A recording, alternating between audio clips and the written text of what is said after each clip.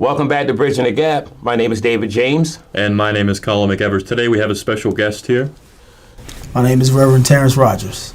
Hello there, Brother Rogers. I want to call him that because I think it's unique that we have a man of faith here. And I just want to let everybody know this interview just happened like maybe 20 minutes before we actually started airing. We actually ran into him here at PAC 14. And Pastor Rogers, you are running for Congress. Yes, I'm running for Congress right here in the 1st District of Maryland. Now, first question I want to ask you is, why run for Congress? Yes, I'm running for Congress because the people of Maryland and of the 1st District need someone who is going to fight for them and for their interests, right? Not the interests of the ultra-rich and the wealthy, but we need someone who's going to fight for the people. And it's all people, but specifically those without a voice. Okay. Now, when you say those without a voice, who would you be I'm talking about? Yes. Well, the old adage that says money is power, right? Money gives you a voice. And so I'm talking about those who don't have the wealth, right? Those who cannot buy access to parties and dinners in Mar-a-Lago, right? I'm talking about the least of these, right? The working class, the lower class, the everyday American. So you're going for kind of like a populist message for the campaigning? Sure, but I think it's really, I'm a clergyman, right? So this evolves out of a Christian ethic, right? That says that the Christ-like modeled approach to politics is to fight for those who are marginalized and disadvantaged. So it could be anybody, but it is those who are at a disadvantage. Color doesn't matter, right?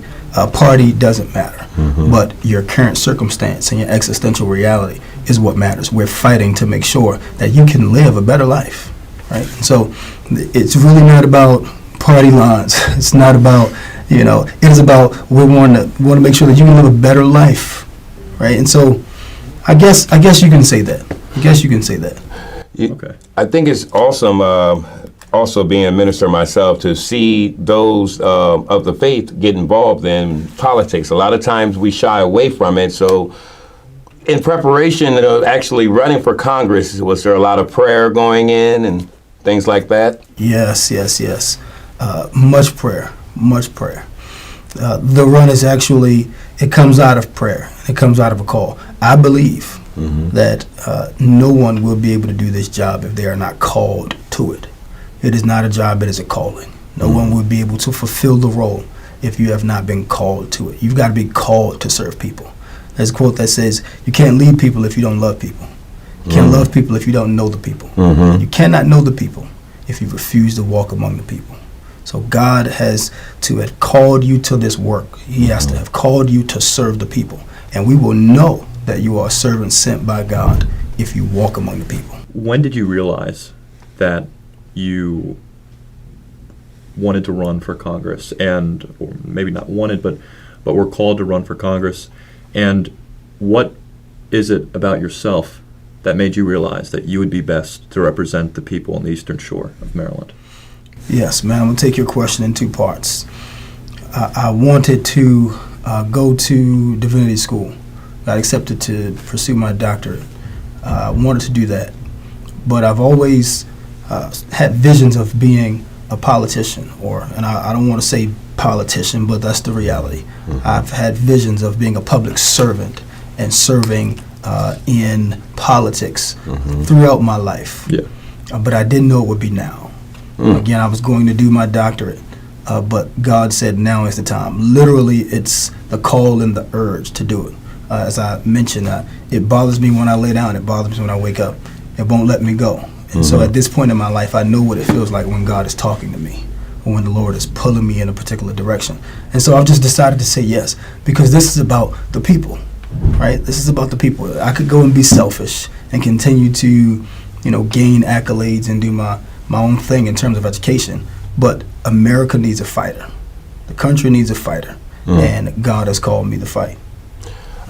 I want to first ask you the question of how old you are. Sure. But at the same time, I wanted to say this is just awesome to see such a young man ready to serve in this type of level of servitude. But give us a little background about yourself, starting with how old you are. 31.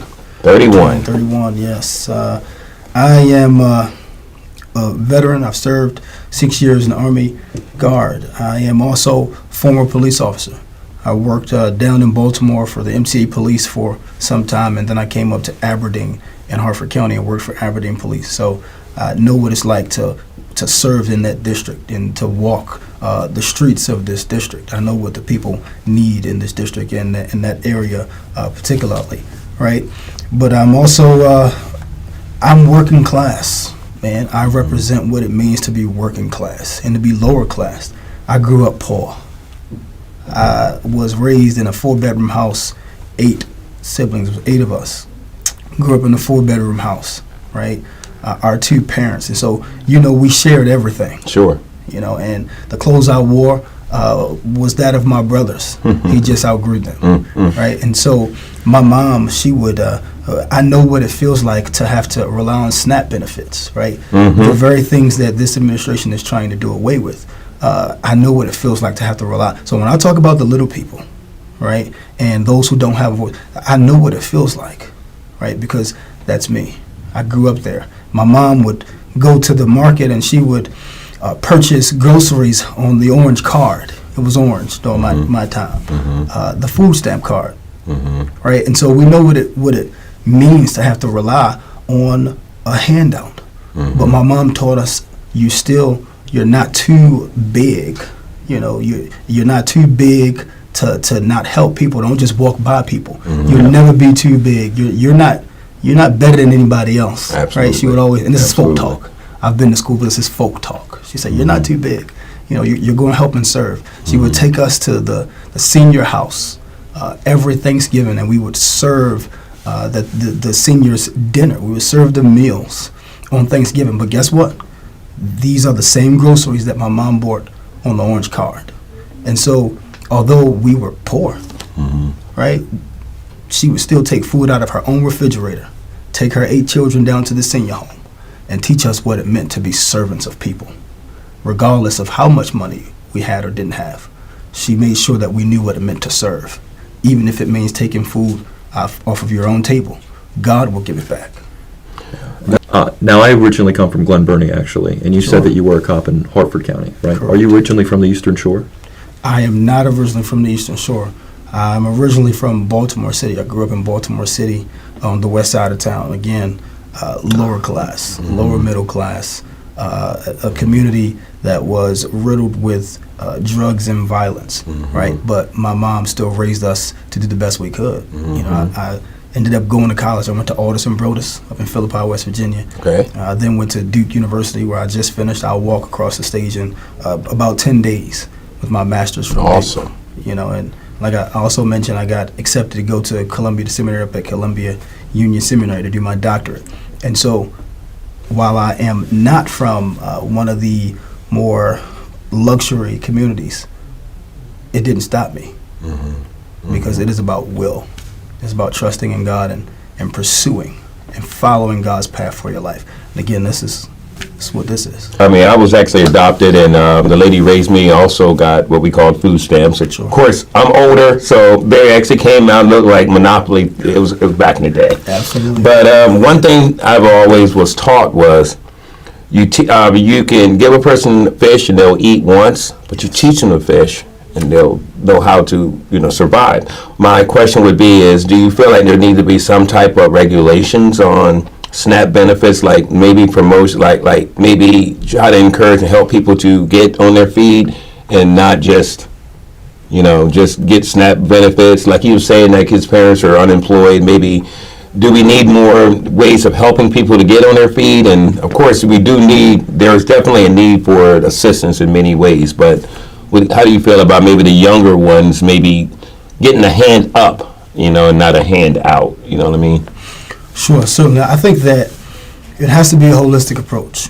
So, yes, obviously we do not just continue to give resources, and when I say resources, I mean give SNAP benefits to people who are mentally and physically able to go to work. I think that it's a holistic approach in terms of we make sure that you have the other resources available to get a job, right? I think that we do not enable people, right? And I think that there needs to be a process. We don't just cut the benefits off. Right. I think there should. A lot of what is going on in this administration is not thought out.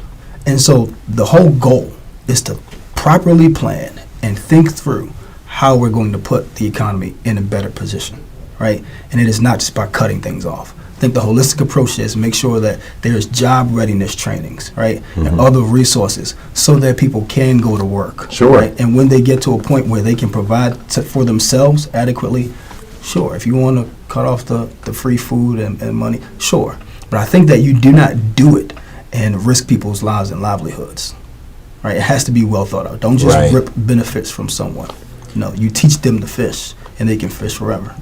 And that's one of the things. That's one of the things that incentivizes people not to work when they're on benefits, when they have all this government assistance, and if they go into the workforce immediately, if they fear that everything will be cut off immediately, it's like, well, I might as well just stay home, even if I'm capable of working.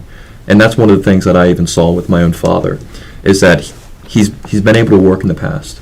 He has had jobs, but he doesn't want to go into the workforce and lose those benefits immediately, which I can understand to a degree. I also, to a large extent, think it's that government assistance, too much government dependence can foster and facilitate laziness for sure. But I have another question, actually. I will also say that I think that it is the job of the government to look out for the little people. For sure. So I think we ought to all remember, and we have to know what it feels like to at some point be in need. Definitely. It may not be the same need as someone else, but we've got to all remember that at some point we all will need something, or we have needed something. Amen. So we have to make sure that even in terms of how we are categorizing people, we have to make sure that we all approach it from a standpoint of caution and care. And so I do think that we push people to go to work, but at the same time, the least the government can do is make sure that we have, right? That we get taxed on our own money that we make. For sure. Right? You get what I'm saying? I get what you're saying. The for least sure. the government can do is make sure we eat. Definitely. I mean, to make sure. And people I think one of the best things that the government can do for people Sure. is ensuring that they have personal responsibility in their lives. I agree. And there are cases, of course, where there's just so much. It varies, but sometimes the government gives out so many benefits, so many resources and stuff that it facilitates that kind of, that incentive not to work, to go out and actually be personally responsible, which can be really, really beneficial for people, as individuals, personal responsibility. But I also agree with you that the government should be in a place where it's actually helping people live and meet the bare minimum. And I think as long as the approach is holistic, so I think that there should be assessments and things done, because again, not everybody has the same situation. So I think as long as there are assessments done, because not everybody just staying home because they're lazy. Right. And so It's not always the case. It's not always the case. So we have to be fair and make sure that we approach it holistically, not just from a economic perspective, but some of it is mental, emotional, spiritual. Right. Definitely. And I want to actually ask, you brought up the current administration and such, and of course we're currently in a Republican administration, and District 1, as you know, of course, is a Republican district. I assume that you're running as a Democrat. How do you think you're going to reach out to those Republicans on the Eastern Shore and in the entire district? Because obviously it's not just the Eastern Shore, it's also people in Hartford and Cecil. Correct. How do you think that you are going to reach over those party lines and convince Republicans, which is the majority of people in District 1, to vote for you? Sure. The truth is that before you were Republican, before you were Democrat, you were a human being. And I think that's what it boils down to. We've got to learn to be good human beings, right? And we've got to have some fundamental understanding of what it means to be a good human being. I understand the way this administration is going. They're trying to confuse and blur the lines of what it means to be a good person, what right and wrong is.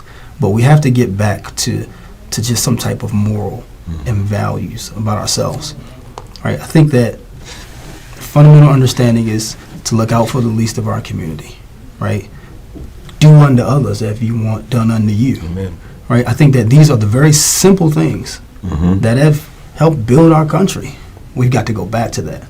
It's not about party. Right. It is about what's right and what's just wrong. What would you want done to you and your family? It's not about party. It is about the candidate that's going to look out for everybody, regardless of race and class or creed, right? The board has been so scrambled to party lines don't matter anymore. We need someone who is going to fight for all of us to make sure all of us can eat, to make sure it's fair for all of us, right? Now, Make sure all of us have the help we need. when it comes, when you're saying all of us, I want to also talk about immigration. Of course, you know, we have, of course, here in Maryland, we have some people who actually have went over to El Salvador to visit with some people who's been deported. How do you feel about what's going on with immigration in this country right now? Yes. Let me first say this. It is a crime to deport people illegally. And I think a lot of times we look at immigration and those who are at risk and we talk about crimes that they may have committed. But it's also a crime to send people out of this country forever, to send them to other countries to live in prisons, and you have no evidence that they've committed a crime. Due process is one of the things that this country is built on. But to send people away because you don't like them, because they don't look like you, right? Whatever the personal reason, because I think it goes beyond policy at this point. I think that it's a crime. We've got to start calling everybody out for their crimes, not just poor people or lower class people, right? So I will say that it's a crime to deport anybody without going through the right procedures, right? And if you want to say that they have committed a crime, then you send them to court, arrest them and send them to court, not to another country. So that's the first thing I will say. Sure. And it is, I am not taking up for anybody, because if you have committed a crime, I believe you should be held accountable, right? But at the end of the day, you don't ship people to another country without going through the right processes and procedures, because here is where it's starting, but it will end somewhere else. Right now they're shipping, they're shipping one demographic away, but tomorrow it will be other people. You give them an inch, they take a mile. It's the old adage, right? But we have to make sure that it applies even for this administration. I will say that I believe that anyone who comes into this country illegally should be made to come in the right way, right? Now, I am not a person who, again, obviously, I'm not for deportation. So I don't believe it looks like deportation. I believe it means that we are building a system that works for all of us. It takes too long to get citizenship in America. That's on America. We have to also hold ourselves accountable. We cannot put it on others. It takes too long to get status. So perhaps we build more offices. Perhaps we hire more people. Perhaps we streamline the process, right? But we do not just detain people and send them to other countries. I think perhaps America has to make sure we build a system that is more robust and a system that is more efficient so that we don't lose people in the process. I don't believe we should have open borders for everybody, without making sure that people are documented and accounted for. But at the same time, deportation is not the answer, especially not mass deportation without a thought-out process. In that regard, in regards to deportation, with people who have already come into the country illegally and who may be here, what do you think the solution is for that? If it's not deportation, if they've come in illegally, they haven't come in the right way, maybe it was in the past, a couple of years ago, in the past couple months, whatever it might be, you don't believe that they should be deported from the country. You think it'd be better for them to stay in the country? Well, I started to say you were correct until you added the last piece. Jesus said, he who is without sin, cast the first stone, right? If that is the case, we must go back to how all of us got to this country. But nobody wants to do that. So, this is what I believe the solution is. Amnesty. The problem with America, and I love America. James Baldwin says, I love this country, which is why I have the right to critique it, right? The problem with America is they're built and they run off of penalty. There should be an amnesty. People will come, they will volunteer themselves if you present a process to help them get documented. Do we think people just want to be undocumented in America? They want to live in hiding? They want to have to do? No. Of course not. So we need to present amnesty and a way to just help them get through the process without penalty. But because they fear deportation and they fear consequences, they will never just freely present themselves all the time. I think that if we present a process that works, that doesn't take forever, where there is no fear of punishment or penalty, I think that that's a start. Well, we have a friend, and actually he's part of our Bridging the Gap group. He's from South Africa, and he's been here in the country for the last 2 years, maybe 3 years, and he is working on trying to get his documents. And I agree with you on the part that the process needs to be sped up a little bit more. Sure. I also have a pastor friend, Pastor Dunlap, who works with DOJ, who he actually helped us to see it from a different angle. There are those that are here.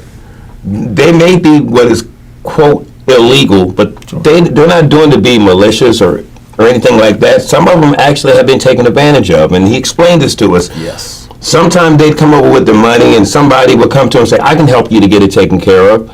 They get their money, and they're not legal. So there are those that do need help, and they don't want to be illegal. I've also have had some, this is another spin on it. There are some that are legally here who are upset with those that come over here illegally, but they do it.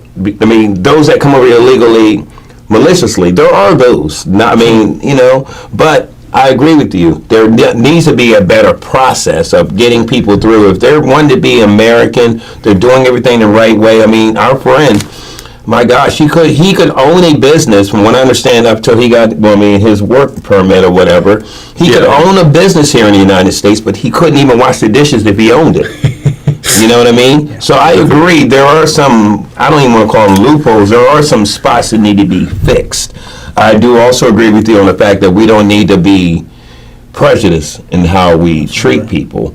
Now, with that being said, there is a situation where there are some, we were talking about SNAP a while ago. I don't know how people get on it, because truthfully, like I said, my mother, when I was growing up, she didn't want to be on it. So she did her best to get off of it, but she had to be on it. But there are those that over here that do not have paperwork, that do have this. How do you feel about those? And that's actually one of the questions that I wanted to ask, building off of what you were saying. To the people, say, in District 1, or just generally, Americans, that might be poor, that might be, not making the most money, that need these government resources, and they see illegal immigrants who are coming over, and the government has to, kind of expend these resources to the illegal immigrants and also to them, making it less for the American citizens. How would you kind of, articulate anti-deportation or mediate with that, with those concerns, that people that bridge that gap, that people that are poor are seeing illegal immigrants come over and kind of use up some of their government resources that are for them because they're American citizens.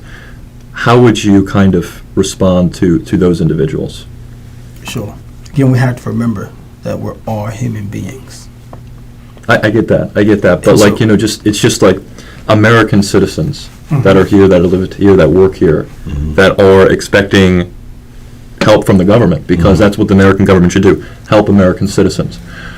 To the idea with amnesty, the kind of worry that those American citizens might have, that the illegal immigrants are taking the resources that they ought to have, that they might feel entitled to, that's kind of where the only issue is. I understand that everyone is human, but there's a difference between American citizens and people that are coming in, illegally. It's interesting that you say that, because when we talk about, and I'm a pastor, and I will not preach the entire campaign, but you have to understand that even my politics, they arise out of a particular Christian ethic. And so when we talk about God, God is not regulated to America. He's not the God of America only. Right? And I know we say God bless America, but God bless America is not God's favorite song. God loves everybody. Black, white, Latino, Christian, Muslim. God loves everybody. John 3:16 very clearly reveals that to us. And so I think that if we created a society where we stopped seeing people as being so different or as other, but just saw them as people with God at work in them, it would be a lot better. The world would be a better place. We wouldn't have all the issues that we have overseas. We wouldn't have all these issues here at home in America. If we started just seeing people as people, all of us are God's creation. You've got God inside of you. And so I won't harm you, I won't mistreat you because you're God's creation, right? So I think if we draft policy and legislation, thinking and holding in mind that you are also God's creation. People who are here legally, they're also God's creation. What did he say? He says, there will come a day when, he'll say, Lord, Lord, I've done all this in your name. Well, they'll be trying to get into the gates. He'll say, Depart. You depart from me. Why? Because he says, I was hungry. Yep. You didn't feed me. You didn't feed me. I was in an El Salvadorian prison. You didn't come see about me. He says, I was in prison. You didn't come see about me. I was naked. You didn't clothe me. And they will say, well, Lord, when did we see you? This is in the Bible. He'll say, what you've done to the least of these, you've done unto me. And so we've got to learn to see everyone, even those who are here legally, as God's creation. And I think we'll have a little more compassion. And so I get it.